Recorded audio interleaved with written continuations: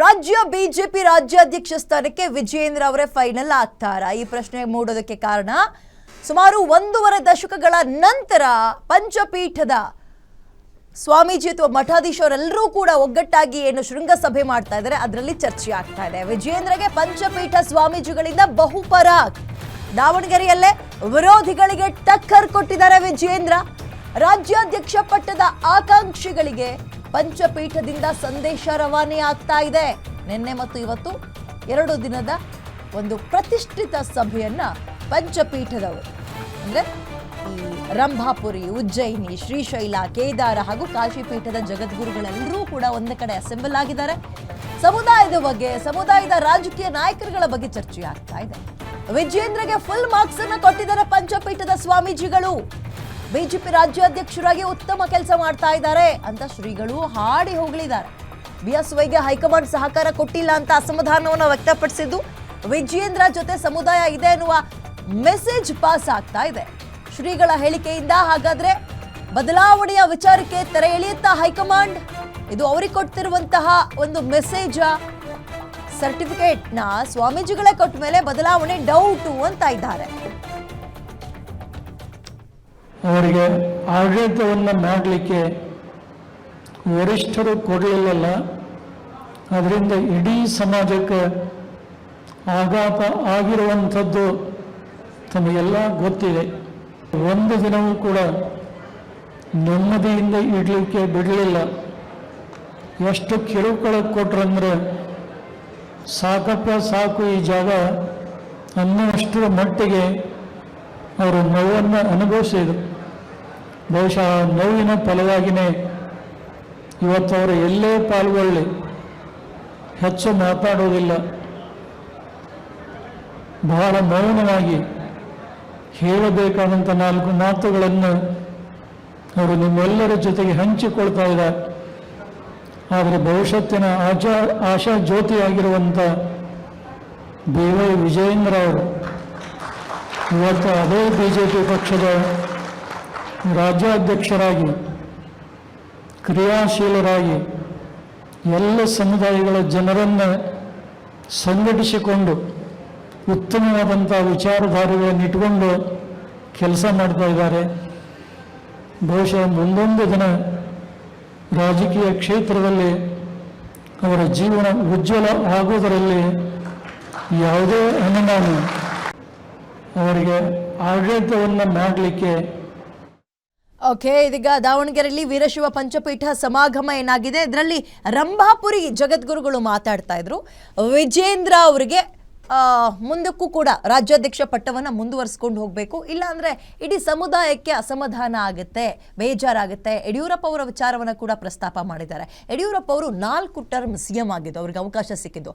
4 term ಕೂಡ ಪೂರ್ತಿಯಾಗಿ ಅವ್ರನ್ನ ನೆಮ್ಮದಿಯಾಗಿ ಅಂದರೆ ಪೂರ್ತಿ ಪ್ರಮಾಣದಲ್ಲಿ CM ಆಗೋಕ್ಕೆ ಬಿಡಲೇ ಇಲ್ಲ. ಹಲವಾರು ಅಡೆತಡೆಗಳು ಬಂತು. ಕಾರಣ ಬೇರೆ ಪಕ್ಷದವರೆಲ್ಲ ಬಿಜೆಪಿ ಹೈಕಮಾಂಡೇ. ಸೊ ಇದು ಇನ್ನು ಮುಂದಕ್ಕೂ ಕೂಡ ಆಗಬಾರ್ದು. ಅಪ್ಪನ ವಿಚಾರದಲ್ಲಾಗಿದ್ದು ಮಗನ ವಿಚಾರದಲ್ಲಿ ಮುಂದುವರಿಬಾರ್ದು.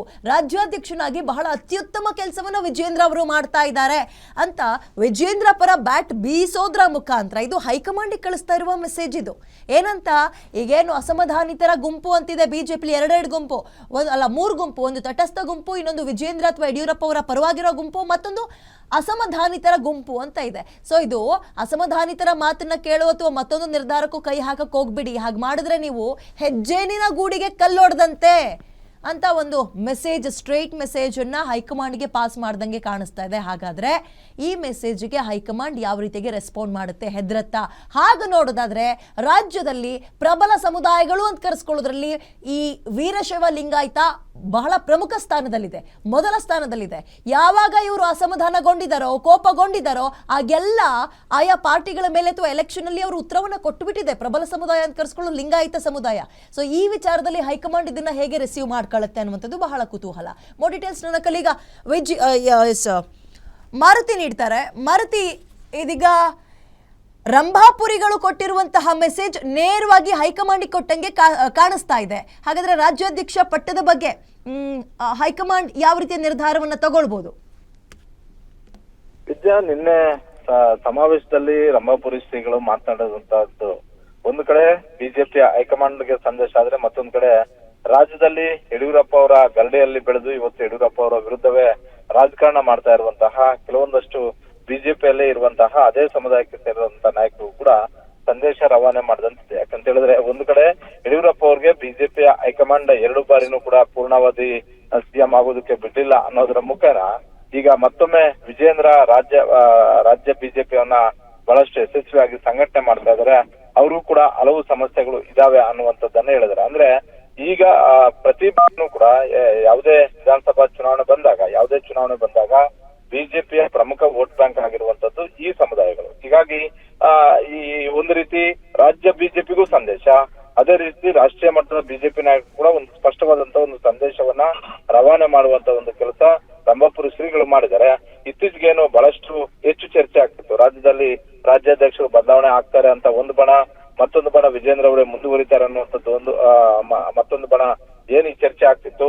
ಈ ಎಲ್ಲಾ ಚರ್ಚೆಗೂ ಕೂಡ ಉತ್ತರ ಕೊಡುವಂತ ಒಂದು ರೀತಿಯಲ್ಲಿ ರಂಭಾಪುರಿ ಶ್ರೀಗಳು ಕೊಟ್ಟಿರುವಂತಹ ಒಂದು ಹೇಳಿಕೆ ಬಹಳಷ್ಟು ಮಹತ್ವವನ್ನು ಪಡ್ಕೊಂಡಿದೆ. ಸಹಜವಾಗಿ ಇದು ದೆಹಲಿ ಮಟ್ಟದಲ್ಲೂ ಕೂಡ ಚರ್ಚೆಗೆ ಬಂದೇ ಬರುತ್ತೆ, ವರಿಷ್ಠರ ಗಮನಕ್ಕೂ ಕೂಡ ಬಂದೇ ಬರುತ್ತೆ.